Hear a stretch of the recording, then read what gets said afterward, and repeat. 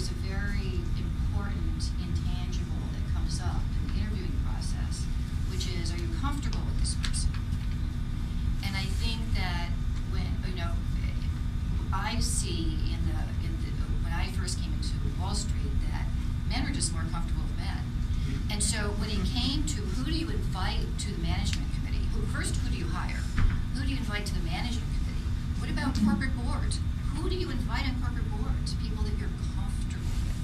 And there's this comfortable piece of it that's intangible. So they're very qualified, very bright, hardworking. We get paid less, but they're not comfortable with us. So the thing is, but I think the next generation, I look at my son, who's 21, I think the next generation is going to be quite different. If you're talking about specifically how to get ahead at Wall Street, Janet's absolutely right. You have to go where you can generate the most revenue. And there's three places. You talk about trading, which definitely is the money maker. Investment banking as well. Sales is good because it seems to cross all of. But those three areas where you actually have a P&L of your own, money, because money talks, and the one who makes the most money gets the most promotions most of the time. Good. Jim? I think more women should go out and start hedge funds.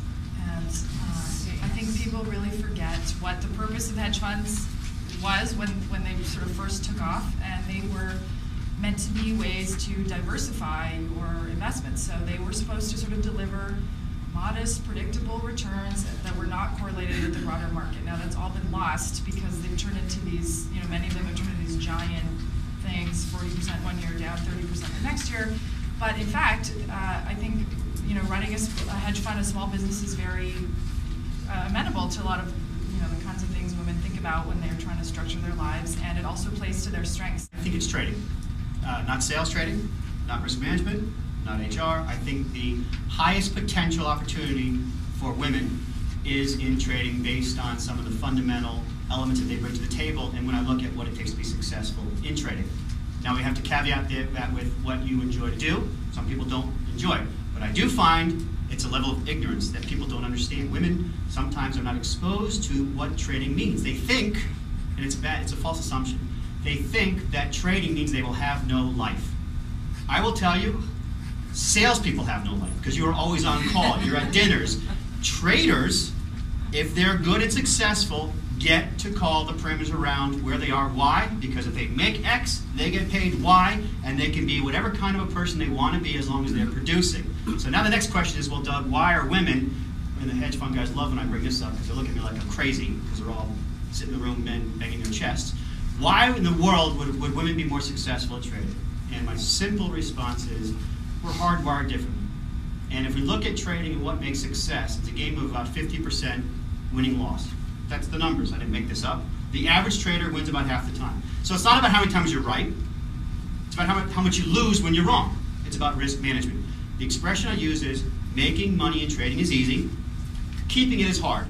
I got to a point when I was at Goldman where I had a feeling that I was probably not going to go any farther, and I spent the last 2 years, after having 2 kids, I came back to the firm, spent 2 years in asset management, figured out how Goldman made money, left, launched my own asset management company from scratch with 3 other people. We had no idea what we were doing. We grew it into a $3 billion business.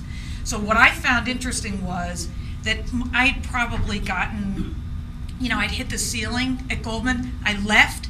I came back as the CEO of Milestone Capital as a client of Goldman. They rolled out the red carpet for me. So that's number one. Number two, you're seeing more women in a very calculated way, and I say that in the most positive way, spend 2 to 5 years at a top Wall Street firm, exit, start their own business, and the capital comes from people they worked with. I think it's really important for women not to drop out and have this dilemma of coming back after raising their kids. I think that actually that is just a death blow to your career. You never recover that lost income.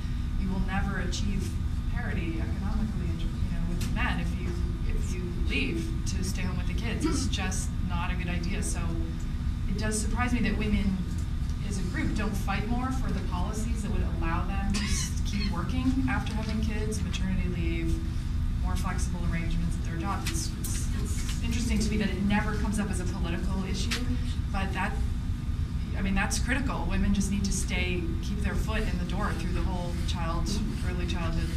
From an employer's perspective, you have to realize that when you're on maternity leave, if your job is essential, they have to replace you, okay? And once you're replaced, there's this ad about accountants, on the radio, that, the guy's out sick for like 3 weeks, and then, oh, I love the assistant, I love the temp. That's a reality. So you have to figure that out. And you have to think like your employer thinks if you want to succeed. I did my morning call from home. I set up an office in my house, and this is in the old days, okay, fax machine, blah, blah, blah. And I did my morning call, and I did little research things when I was on maternity leave, which lasted for 2 weeks. So I was never away, but I was novel, and I was treated really well, because the baby was crying in the background, and I got more teddy bears than you can imagine. But I was always there. I kept my job going, and I viewed my job as I was an entrepreneur, I guess, from the beginning. So we need to think about that. We need to think about it from their perspective as well. I think it should be a well thought out